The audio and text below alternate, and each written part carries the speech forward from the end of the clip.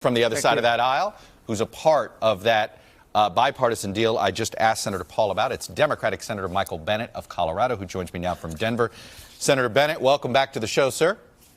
Thanks for having me, Chuck. So I'll start where we just ended so that the viewer can feel it. You heard Senator Paul's response, avoiding taking a position on your compromise, offering up another version of a compromise, protecting the Dreamers for straight up even more border security. I've heard a version of that before, too, which is separate out all these other issues. You want to protect the Dreamers, fine. Let's do it just for the wall and some version of the fence. What do you say to that? What I say is that he ought to look at the compromise that Dick Durbin, Lindsey Graham, and the rest of us have reached, because it is a combination of border security, $1.6 billion that the president asked for his wall, an additional $1.1 billion for border security, and at the same time, we're saying that we should put the Dreamers on a pathway to citizenship. There are other compromises as well. This was a hard-fought negotiation over 4 months. I think that it's a middle-of-the-road approach that I hope other colleagues will support. But addresses immediate concern because, look, you allocate an additional $1 billion to what was asked for by the president. But it's really a one-year, his concern, and I've heard this from others, is no, allocate that border security money now so that they know it's there. We will allocate it now. We are allocating it now in the bill. I was part of the Gang of Eight that negotiated the immigration bill in the Senate that got 68 votes, which if the House had ever put it on the floor would have passed, and I think we wouldn't be in all this nonsense we're in right now. That bill, which was Democrats and Republicans together, the first provisions of that bill were border security. I think we put $40 billion of border security in that bill. So this idea that somehow Democrats aren't interested in border security is demonstrably false, and we should just stop talking about it and get on with it. A lot of Democrats simply want to say, you know what, don't try to compromise. This should be a clean DREAM Act, nothing else. Let me play a few clips on that. What I was glad to see is that we are moving forward on getting a clean DREAM Act. We need to pass a clean DREAM Act. If you are a Democrat who doesn't like a clean DREAM Act, you're going to have some problems. and don't count on me to protect you. You're on your own with that.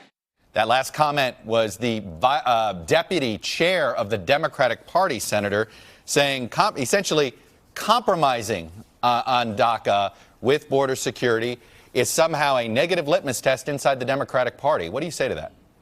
What I say is that, look, I'm for a clean DREAM Act. I've been one of the first co-sponsors of the DREAM Act. And as I said earlier, the Gang of Eight immigration bill that we passed earlier had a great DREAM Act, but it also had border security. And I think it's a recognition that, unfortunately, the Republicans have a majority in the House, the Republicans have a majority in the Senate, and we have a Republican president who doesn't seem to appreciate the contribution that immigrants make to this country.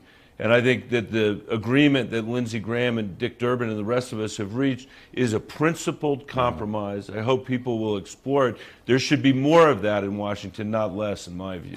A lot of Democrats have come to the conclusion that the president's a racist after these previous comments, and they point to a series of things he has said over decades, not just as president. Is that a fair conclusion?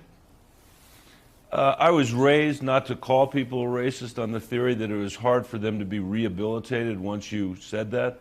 But there's no question what he said was racist.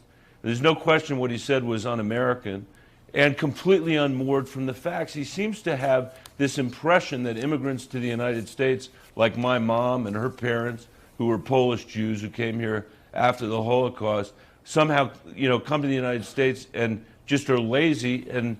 And the truth is exactly the opposite. If you spend any time in neighborhoods across Colorado, what you find is immigrants here striving to make this country better, provide for their families and for the next generation.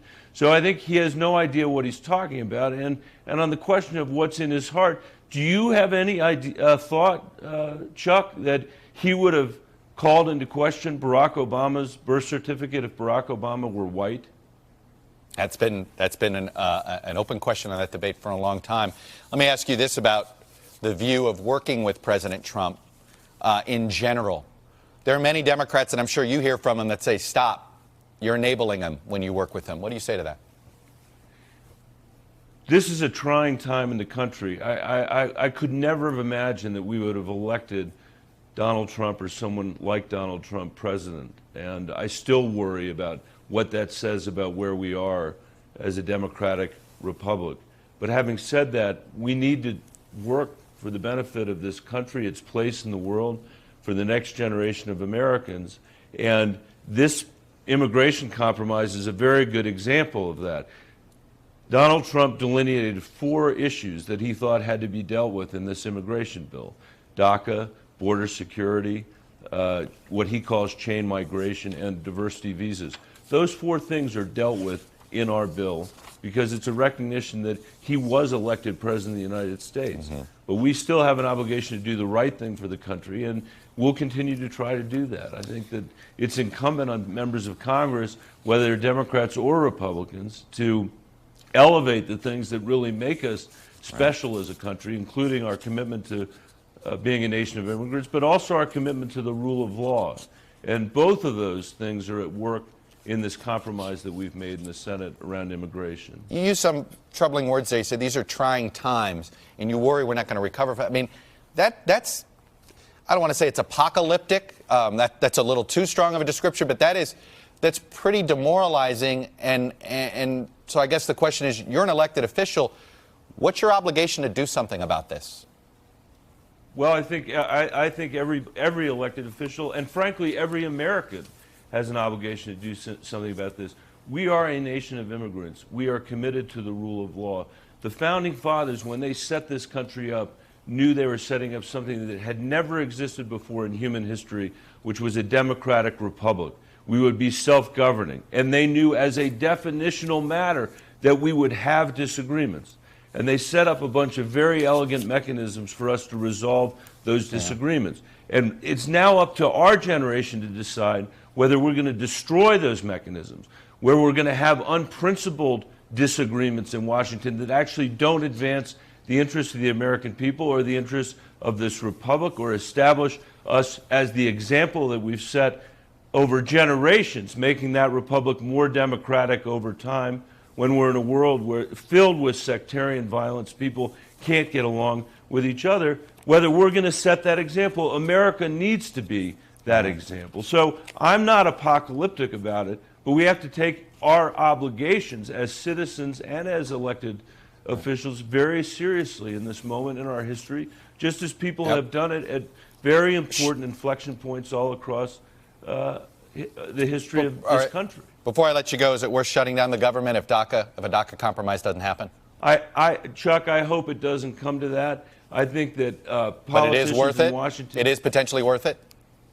It should not come to that. We should stop shutting this government down. Okay. And we should start doing the work the American people sent us to Washington to do. Chuck, we have not passed a real budget for the 10 years that I've been in the Senate. I know. We've had 30 continuing resolutions. It's a joke.